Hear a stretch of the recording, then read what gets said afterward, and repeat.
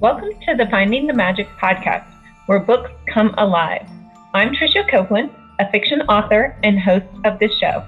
If you love books, finding great reads, and hearing about the story behind the story directly from the authors, this is the place for you.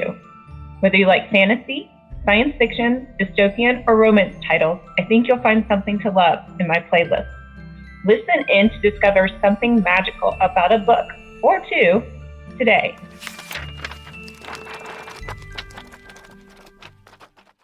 Welcome, Patrick. Thanks for having me, Tricia. Today we have Patrick Sangimino, and he is the author of Dogs Chase Cars, and he is a lifelong journalist, and I can't wait to dive into your book and maybe a little bit about your career. Jump in and tell us about the book. The elevator version of the book, the elevator pitch would be, it's about the downturn of the newspaper industry through the eyes of a longtime sports columnist who's driving to work on a Friday afternoon, expecting to be the latest casualty in a mass layoff. He's been on the job for 32 years. It's the only job he's had. He's sacrificed career or sacrificed relationships. Everything he's known to life has been put on hold for this career, and the loyalty that he showed it is not fulfilled on the other end in the end, and he winds up without a job, without the people, without everything. It's a story of relationships, really. Yeah, so not a happily ever after here. Well, not really, but it also has some really interesting life lessons, striking that work-life balance, but also your greatest fears in life generally are not as scary as they're made out to be once you live them. Yeah, so this is a historical fiction, correct? Yeah, Okay. very much so. How much is it patterned after you and your career? Is the main character a lot like you?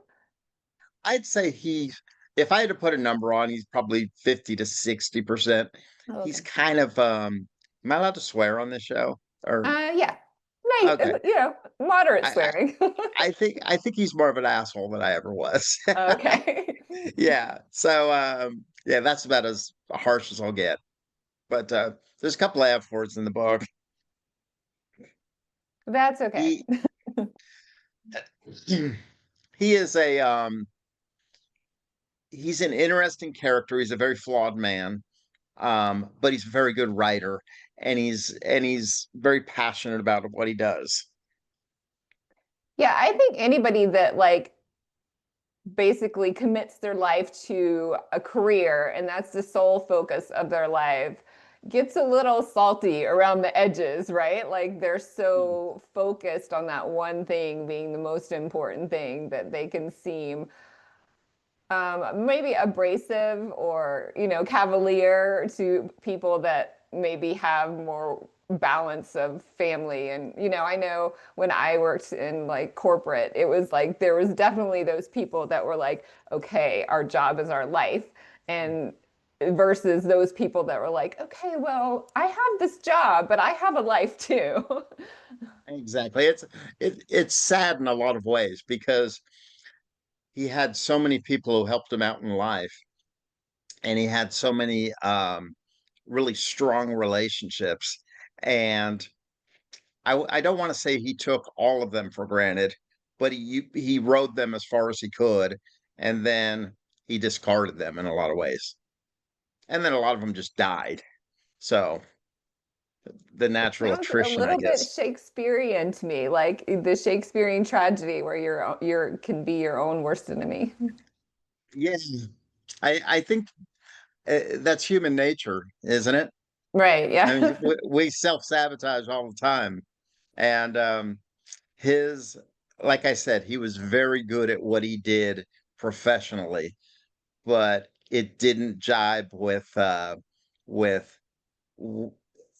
personal life, and it didn't jibe with marriage at all. And it's an interesting story of marriage and how and juggling a marriage and a career is a hard thing to do. It definitely is. And especially I can imagine in that industry where, you have a deadline and you Yes, don't know when things are going to happen, right? And so when right. something happens, then you have to write it. You have to get something in about it. Exactly. A story breaks in the middle of the night. And he was the type of guy who wanted to be the guy they called to get the story.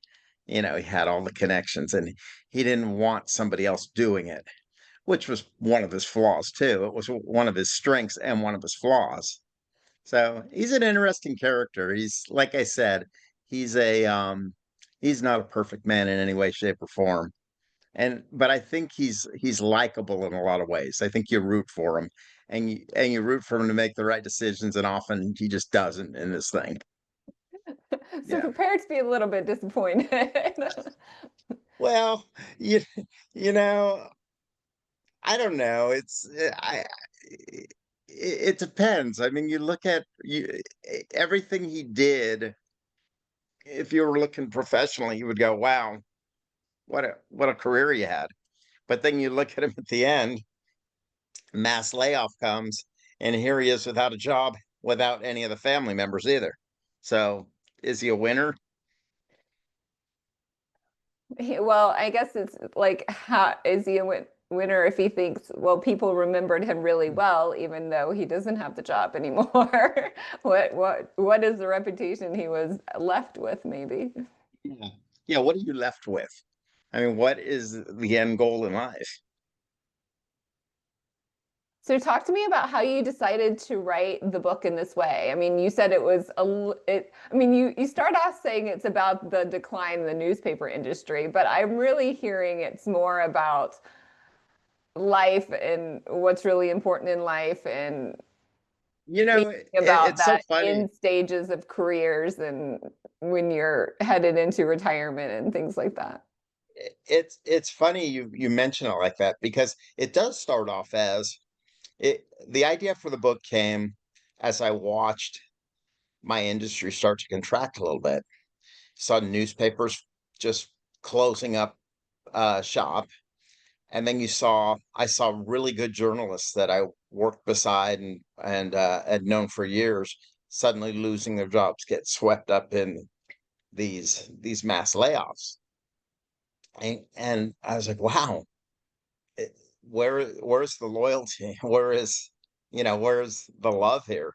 And you devote your life to this, and we got into the industry, excuse me, at a time when the in a golden age of journalism. The I got in the early '80s, and we were still basking off the Watergate glow. Um, all of a sudden, that's what prompted most of the people I went to journalism school with to get into the business. And what really wasn't my impetus for getting in, but it was you fall in love with seeing all the TV shows and all the movies that just romanticized the newsroom environment and chasing a story. Um, so anyway, I'm watching 40 years later how things are not nearly as solid as they once were. And you go, what happened? How'd this happen? Um, I'm sure it's happened in many, many industries. I'm sure Kodak film can bring this to has a great story to tell about all of this. The people who invented the 8-track tape, you know, same thing. You don't stop listening to music all of a sudden because the 8-track went away or vinyl went away. Now it's back, but we're listening to we still listen to music. We're just finding a different way to do it. It's reinventing itself. So um, the online newspapers are just something that are taking some getting used to right now. Yeah, because I can remember as a kid, I mean, every Sunday I would sit on my dad's lap and we would read the comics, and he Yep. would, I didn't read everything in the paper, obviously, when I was little, but my parents would read the Sunday paper. That was sort of their ritual. Um, And Well, yeah, I and mean, it was a huge thing. The Sunday paper, I mhm. delivered the Sunday paper, and I could only carry like five of them at a time. They were so big, So, and now you look at a Sunday paper, and it's a mere shadow of what it used to be, and it I was costs like trying to remember if they still even carry the paper in my grocery store. It seems like at one point they did, but I don't remember seeing it recently. So, now in Denver, y- y- the Rocky Mountain News. It wasn't so long ago it was paper, and it's no longer there. right, right. And a lot of them have consolidated too. So, Right. yeah. Yeah, and it's just, and you look at the paper, and it costs a whole lot. It used to be a quarter to buy a paper. It used to be a dime to buy a paper. And now you go and buy a paper, and you better have a handful of quarters to go pick up a paper, and a newspaper rack is no longer even a thing. So it's just a different world. It is. It, And so, do you think you'll keep writing in novels, or how do you see your career going now? mm, that's a good question because I was in Lincoln, Nebraska, my last job, and I was um I was finding myself kind of struggling with the concept of corporate journalism, the way it was going, where community journalism is a really cool thing, but the decisions being made about your community are being made several states away by um, a corporate group who have no knowledge of what's going on in Lincoln, Nebraska. So here we are, and you're going, well, this isn't the best thing for our newspaper. So, but I liked having a writing platform too. And then all of a sudden I write a book and I go, wow, I could have a writing platform from anywhere. So, excuse me, I think I will write another book. Um, Somebody told me there's another chapter with this guy, like what happens to him. Okay. And I don't know what happens to him actually. I've been kind of thinking about it. I always said there's a line in the end of the group at in the end of the book where he wanted to be um a guy who um chalked the little league diamond and dragged the infield and mowed the grass Oh, and just did something really something for kids, something that had little to do with him, and almost not necessarily a thoughtless job, but something that was far less like he could do it in that moment and um really just marvel at the job that he just did at that moment. Look how good that infield looks, and these kids are getting ready to play, and they're going to appreciate this.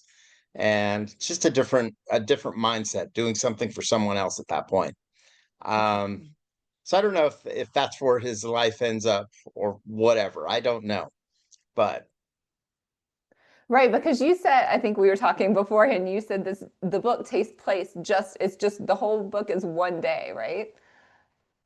yeah, it takes place over a single day, but it Right. flashes back to all these moments, and it flashes back to people, mostly the people Okay. are what resonate mostly with it. But the sports stories kind of make it interesting. I know you're not a sports fan, like a crazy one, but you would recognize some of the names in there too. And you go, wow, it's kind of a funny story. Um, one of the intricate, one of the real integral parts of the book comes early on, and he's a young reporter, and he gets to cover the 1989 World Series in San Francisco, and it's halted by an earthquake, a 7.1 earthquake. And you don't look old enough to have been alive at that point, but I don't know. Anyway, he and at that moment, the way the newspapers were king. This is 1989. There were no internet, and there was no electricity. So what came out in the newspaper each day Okay, I get it. Yeah. Because was of the just so, earthquake, there was no electricity and no, right? yeah, there was Right. no, yeah, the electricity had been I'm knocked like, out. There were wait, I fires was everywhere. alive in 1989. I was in college, actually. And there was definitely internet. I mean, we didn't have it in every room, I don't think everybody had it, but yeah. You didn't have internet in 1989, did you? Well, there was internet. You could get on the internet, I thought. Really? 1989? I thought so. I mean, there were definitely, I thought you could. I mean, we couldn't, like everybody couldn't, but like some people were, I We thought. need to look this up. When did Maybe, Al Gore yeah, invent that maybe thing? I could be wrong about that. Yeah. Because there were Bec- definitely computers and they would have yeah, had there to was be connected by, maybe they were just connected by servers and there was. yeah, I think that's all we did was like we had these really lousy computers and they were like the size of a TV dinner. Yeah. They were just really weird looking things and you had these like you could see 8 lines at a time and that's what we wrote our stories on. Right. Okay. And Oh yeah, I had one of those. I had one of those. It was like a typewriter that saved like 80 characters or something. yes, exactly. They were junk. That was journalism back then. And Wow. you plugged it into a phone, you put the couplers on, and you tried to send it to the modem, and it never worked. So you had to translate it on deadline to somebody in the newsroom, and they were pissed at you because you were making their life miserable. It was just a bad technology wasn't there yet. Yeah. Okay, sorry. So I interrupted your story. Go back to your story. San Francisco, the earthquake. So all of a sudden, here we are in the earthquake, in the middle of the earthquake. And by the way, this interview is going way offline, isn't off track, isn't it? We're all good. um, We're back to the book and the earthquake now. okay, so the earthquake happens, and journalism just shines. All of a sudden, you're looking, and you're going. That was my Watergate moment, um, where I looked and I thought, wow, this is why I'm in this industry. We are helping people. We are breaking news. We're doing all this stuff. And the teamwork that it took to do all of this was amazing. And it's the only time I ever um, worked where the paper didn't come out the next day. It took a 7.1 earthquake for it to happen, which tells you, the system that's in place to put out a newspaper. Not all newspapers are worth reading the next day, but it'll always come out somehow. And that time it didn't, but it was amazing to see how many people worked their butts off to put this thing together. Yeah, that must have felt, I mean, almost like sending a rocket to the moon. I mean, that kind of like project. No, I mean, it's not, but it is sort of like, I mean, it's that type of project where everybody has to pitch in and Yeah. and figure out how to tell people the information they need. Yeah, you're at a baseball game thinking, okay, the World Series. You're thinking you're at the most important thing in the world. And that gets put um, into perspective really Right, quickly right. by the fact that you're seeing a city burn, a bridge collapse, and people dead. It's amazing. It was life changing for me. Yeah, I can imagine. So it's interesting that you said, this character is pretty flawed and he values his reputation and all of these things, but you also are saying that he's looking back and thinking more about the people. So that's interesting that, that's that duality of like, is there some wishing that he had done things differently now that you know the end? Lots of regret. He had a relationship with his father that he never appreciated till his father was gone. But his father was just this old blue collar Italian man who just always said the right thing and worked his butt off and he came to realize it after his father died, which is sad that you don't realize this until it's too late. Right. Yeah. Well, talk to me about the title, Dogs Chase Cars. Why did you name it that? Well, when I was in high school, there was a I was sweet talking a girl, and the bell rang and I was late for class. And I look over and the teacher's standing at the door. And I was like, I may never get to talk to this girl again. And so I just kept talking. And I was about 5 or 10 minutes late to class. And I walked in and I looked and I said, sorry, I was talking to someone. And he said, dogs chase cars, but they can't drive them. And it always stuck with me. I always thought, wow, that was a great line. It was meant to embarrass me. I don't think I was smart enough to be embarrassed at that moment about that. But what happens when you chase after the car and you catch it? Do you know what to do? What happens when you get the girl? What happens when you achieve your goals, get to that point in life? Do you know how to proceed? And um, it just seemed to fit the more I thought about it. Yeah, I think it really resonates. Like, he probably felt this, or I'm imagining someone, I felt like this in my career too, of, you know, it's kind of an innate thing that you feel like you have to do. Like you are just working towards this thing that you're not going to stop. Right. And you're always moving forward. And when do you know that you've caught or you have achieved your goal or you've you've caught the car? Does Yeah, that make sense? yeah, no, I totally get it. Yeah, you hope that there is going to be that recognition or that award, or either you can give yourself that recognition or that, pat on the back. This is what I wanted. Let me enjoy this moment. I like as a kid, I was raised to constantly have goals. Like if I Mm-hmm. brought home like a 95 on my report card, my parents would say, okay, well, how are we going to make that go up next time? Right. And what is your Wow. goal for next time? So I had to make Mm-hmm. the 98. Right. So that doesn't set up like any sort of framework for ever being able to have been enough, right? So yeah, in my life now, I'm like, okay, I'm gonna give myself little rewards along the way. So do you think you've giving yourself some grace over that time?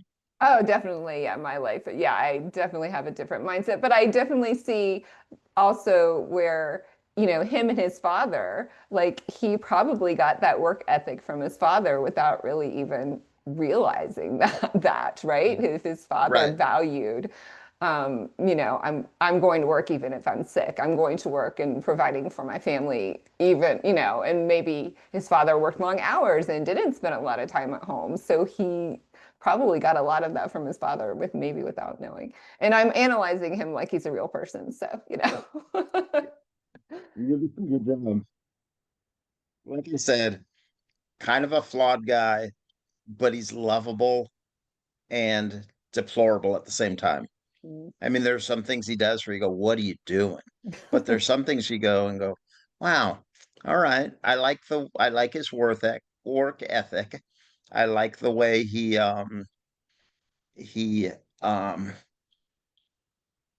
was very coachable early on. He was a sponge, and he found some really good mentors in life, and and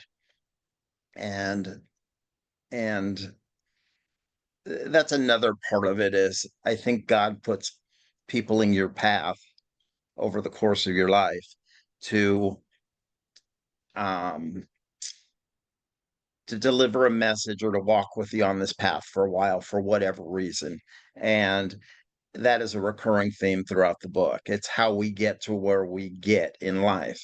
And you figure out what that message of this person's going to give you. It might be for 5 minutes and it might be meant to be a lifetime with that person. And it doesn't always work out that way. You have free will to choose a different path if you choose to. And those are the mistakes we make in life. Well, this sounds like an amazing book, and I'm so I excited. don't know about that, but it's I think it's interesting. I think it's an interesting read. There's a lot of there's a lot to pull from this guy. He's an onion.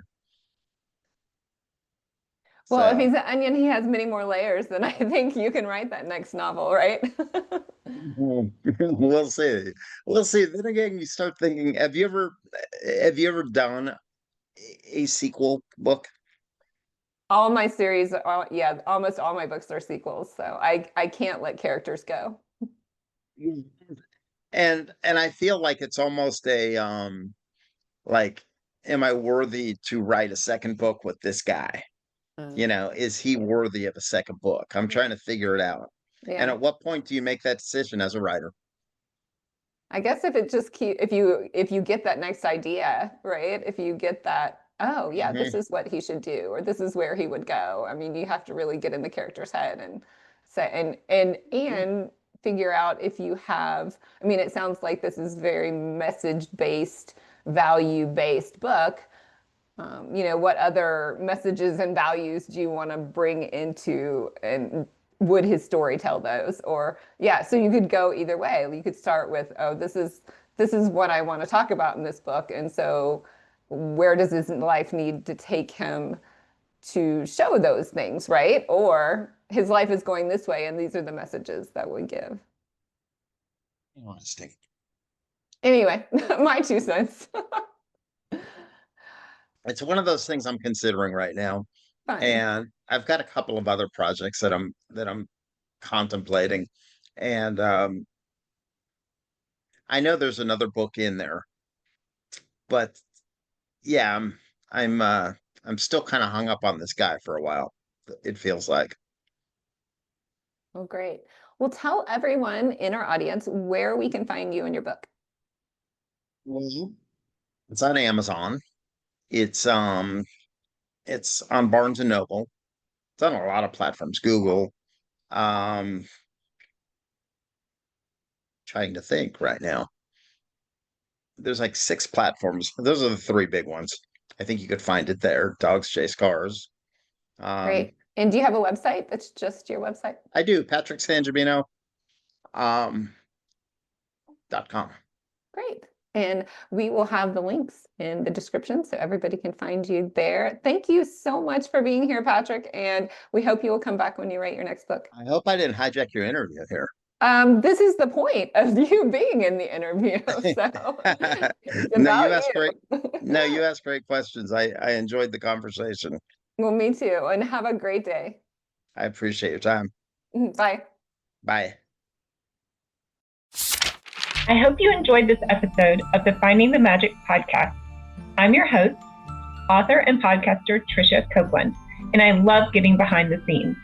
If you like the podcast, make sure to subscribe and stop in each week to discover new authors and books.